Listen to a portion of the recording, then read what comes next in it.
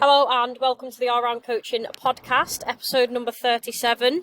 And you can probably hear that we are on the road on our way to Birmingham, but we wanted to be a little bit more proactive and we got bored as well, so we thought we might as well chat to ourselves for a bit. Yeah, if you hear me cussing at some point or screeching on, then that's why. We've either died or this will be the last podcast that you listen to. We have the better conversations when we're just chatting shit to each other, and we're on about ambition, a little bit of drive, and probably, I know I'm only, 33, but I just feel like this generation has absolutely no drive or will to actually work, and I think Mel agreed with me in some sense. Yeah, I mean, we were just talking about, I think that's one of the reasons why we got together, because when we've dated many men, I don't think that gives us the right impression, but we've dated previously in the past, and I think, for me anyway, one of the things that I was looking for was someone with a lot of ambition. I certainly find it hella sexy when someone knows what they want out of life and knows where they're going, and whether that's a career or whether that's like wanting to go live on an island. It's always nice when someone's got a goal in mind. I don't know if you agree. Yeah, I think for me, what I always found was I wanted someone that, I don't want to say keep up with my lifestyle, but do the things that I wanted to do. And I've always said, I'll pay for myself, I don't expect to be kept, but it always gives me the ick if I was paying for guys. And, I don't, if you're in a fully fledged relationship, you've been together years, absolutely fine. But the first few dates, it was either me paying or it was really awkward. And I thought, these are guys that, they didn't really care about the career, they didn't know where they wanted to be in 5 years, they didn't know what they wanted to do, and they had no goals or aspiration. And I know people made fun of me for this, we've got no aspiration, you can't date him, but in the bigger picture, it takes more than a six-pack and good looks to spend a future with someone. Granted, obviously Mel has got a six-pack, and obviously I think she's beautiful and she's got the best bum in Hindley, but she actually's got something behind that as well. She's not just an empty tin, as I'd call it. Yeah, I just think it helps when someone wants something out of life and it's not just living for the weekend. I think you obviously spend a lot more time working than you do resting, don't you? For me anyway, I've always been really career driven. Just because I want to be able to enjoy what I do on a day-to-day basis. And I've had dates with guys where they just don't feel like they were going anywhere. They were just kind of probably stuck in high school still.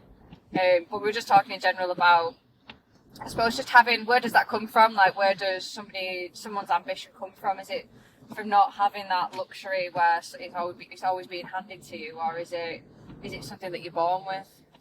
Yeah, I think for me, obviously, I could never rely on, obviously my dad died, I didn't come from a rich family and I always had myself to rely on, so I had to make it work. And I think that's what's missing in people's lives now, everything's a given, everything's easy to get.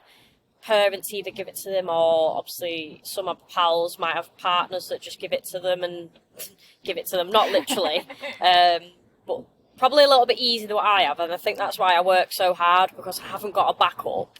And there's never going to be a backup for me, so I will make it work, and that's why I'll never give up. I've always been told that I'm tenacious, and I think it has paid off. If I'm going to do something, I'll do it, and I won't stop until I've done it. Have you always been like that, though? Have you always been one set-minded? You'll set yourself a goal and go, that's what I'm aiming for. I never knew what I wanted to do, per se, career-wise. I always felt a little bit lost, but if I was doing something, it would get my attention and my effort. And I think because if I'd failed, then I'd be absolutely fucked. Obviously, I work for myself. If I didn't put the effort in, if I didn't create my content, if I didn't put business out, obviously you help a lot with the marketing side. If I didn't do any of that, it would fail. So I've only got myself to rely on, and that's why obviously I work each day to make sure it works and provide a service that I'm actually proud of and that's going to help people. Was you the same? Because I know when we talked about what you've done in the past, when you worked at EE, was you the same? Granted, obviously, it probably wasn't somewhere you wanted to be in the long term, but did you have an ambition to kind of get as far as you could while you was there? Yeah, I think I did leave at one point, and because I was leaving, I didn't put any effort in. But obviously, I needed the job back as well, and Karen at the time did say no, and I was I didn't want to accept that no. I didn't want to accept no for an answer. So I kept mithering, and it did pay off. And I promised her, I said, if you let me back, then I'll work hard. And I mean, credit to me, I'm not being big-headed, but I was one of the best salespeople for the hours that I did. I did pretty well and I'd win stuff. I could sell quite well, and it's because people buy into people. Like, they didn't necessarily buy the product, but I'd not make them believe, but I could sell it to them. I'd always package everything up and I'd make it easy and sound easy, and it was quite effortless. I'd let things flow, so obviously people bought into me, and more times than not I ended up saving the money anyway, and I'd package everything together so all the bills were in one roof, like broadband, phones, blah blah blah. So I don't know, I think I just prided myself on what I did, and if I was going to do something, like if something new came out, even though I am a creature of habit, I'd pick up on it, I'd want to learn and see if I could run with it, because often the commission was based around the newer things. Obviously the more new things you flew with, the more that you earned on it as well. Yeah. And then you moved on from E, didn't you? Like, I know you had a side step. I had a stepping stone, I call it, because I needed something with flexi time to put the hours, because I never knew what I wanted to do actually until I met Sam at the warehouse, and obviously she asked me to join her under her brand for coaching. Until then, I probably was and ahhing about what to actually do. And it was, do you know what, it was a quite a few no's and thinking about it like and ahhing, but obviously when I did it, I put the effort in to make sure it worked, because obviously when you work for yourself, you need to get your own clients, you need to put yourself out there, and it's a huge learning curve. Like, everything I've done then I put into practice, repeat, and make it better to what it is now, and obviously it's come on leaps and bounds from where I was to where I am now. But even when you were working for TV licensing, like, you'd have that.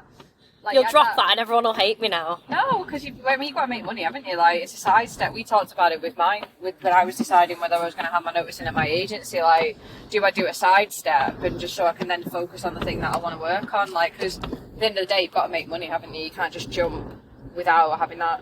Not necessarily a safety net, but at least that. It's not stupidity, is it? It's just. It's that balance between taking that brave leap and not being stupid about it, isn't it? So I do think the fear helps, because I had no backup and it was going from employed to completely self-employed. And I had a look actually, because it came up on one of my timelines. Obviously I started it in the October, and it was about 2 or 3 months when I actually fully jumped and thought, I can either give it my full effort or I can continue in employed, absolutely tire myself out, because I did 18-hour days.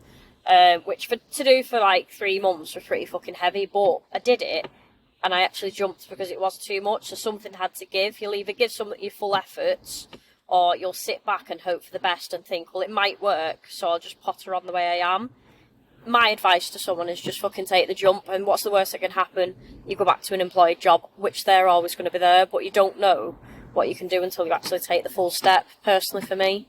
Yeah, you'd kind of given me that little bit of a nudge or a shunt that I needed, because I've been talking about doing my own thing for, 3 years at least. And I think I knew that was eventually where I was headed, and I know where I'm going next. But I think sometimes you just need that. You need I needed someone to go, it's fine. Like, what's the worst thing that can happen? Not necessarily a parachute per se, but someone to say, like, why are you fucking what happens if it goes wrong is what I was saying. You were like, what happens if it goes right? Which is what I definitely needed. Yeah, there'll always be the what ifs or how or when, where, whatever. But if you literally don't take the chance, then you'll never know. And it's better to live and learn than live and regret. Yeah, for sure. And I think obviously I turned 33 in a few days, and I think as you get older, I think I've naturally started to think, well, time is my most precious kind of entity, so why would I waste it on something that I don't enjoy doing? Time's going to go by anyway. You might as well use it to the best of your ability. I think people they do it with everything that they do, like whether it's the goals or the career, whatever. They'll wait for that perfect time and they'll think that there's a perfect time, but there isn't. Like, just take your chance, take a step, take a leap of faith, and sometimes it pays off 10 times over. I've done it loads of times where, like, I've submitted myself into competitions, into courses, thinking that, I was never going to succeed, or I'll never get onto it, and then you do, and then, I mean, on one in particular I'd done it, I went on to win it. Like, so if I'd have never taken that chance, I might not have never got to where I got to with that. So it's always like, well, what if, or well, what if you don't? Like, that's my mindset anyway. You just got to take a leap, haven't you, and see what happens. Yeah, and it's been the best thing I did. Now I'm 4 years on, and I think my mentality is if I can do self-employed, probably absolutely anyone can do it. And sometimes you just have to believe in yourself a little bit. And I know a lot of people now, I think it's that generation where if you big yourself up a little bit too much, people are quick to tear you down. Yeah. Like, fuck what anyone thinks, and just have belief in yourself. And just stay true to yourself as well, because some people are like genuinely nice people, and people buy into people. Whatever you do, just be yourself, be kind, and be nice, and don't be a twat. I mean, that's a real to live by in like any sort of life, isn't it? But like in terms of like an ambition, like ambition doesn't just come in the form of a career, does it? Ambition can come in the form of like for me anyway, I've been doing at my house for the last year and a bit, and every single house that I've had, I've always tried to renovate it and make it look the way that I want it to. Like, that's an ambition, isn't it? Like, I suppose, is there anything else? Because you've always had, like, you've always wanted a certain amount of holidays a year. Like, yeah, I think for me it was having fun in life. I think there was times where I was probably a little bit too careful with money, and I'd save and save and save, and I wouldn't really do anything with the money, or I'd just keep myself to myself, work hard, save up, because I was always scared of being in a position where I didn't have any money, because I was my only backup. But obviously, more so since meeting you, I want to experience life that I haven't been able to experience prior to that. I'm not going to say my childhood was absolutely awful, but I don't think it was the most fun and thrilling.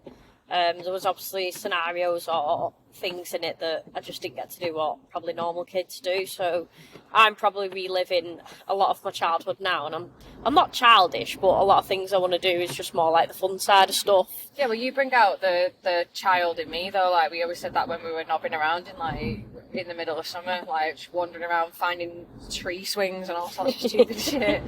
Hence why we're actually driving down to Birmingham at the moment to go to Cadbury World, because it's just a big kid thing, isn't it? Like, and do you know what? Why not?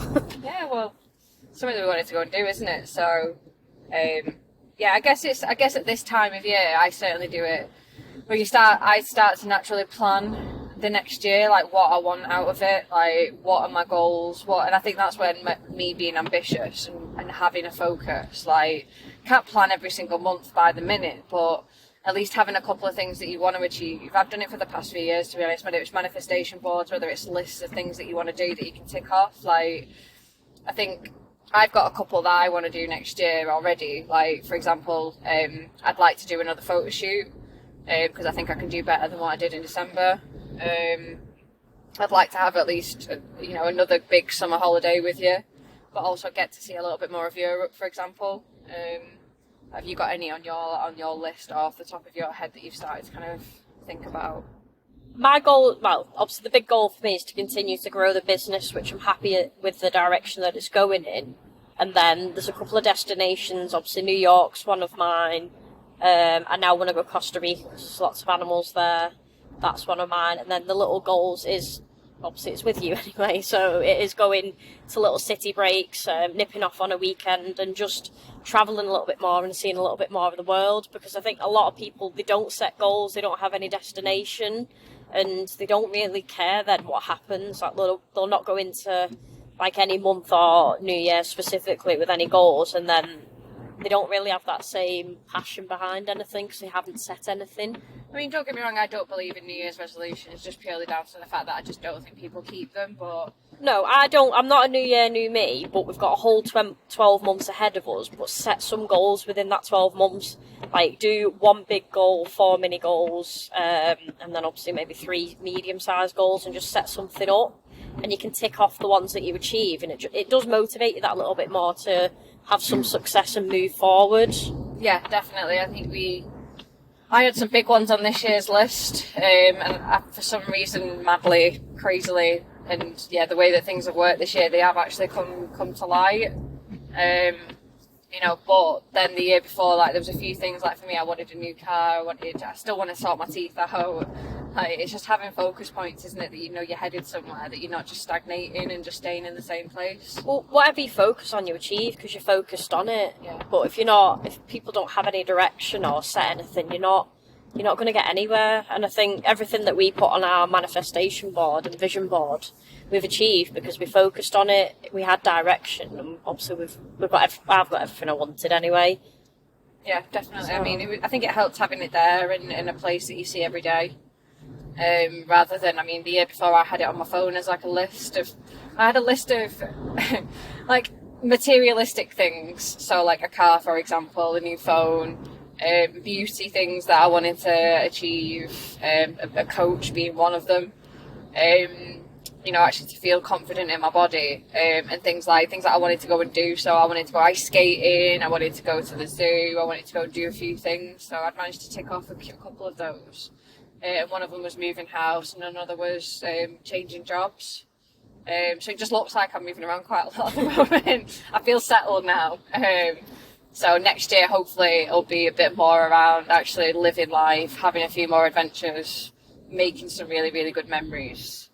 And then just continuing like some of the progress that I've made this year. Like for me, like I'm really happy in my body, but now I feel like I want something that I can feel stronger, and I feel there's a little bit more that I can do for myself.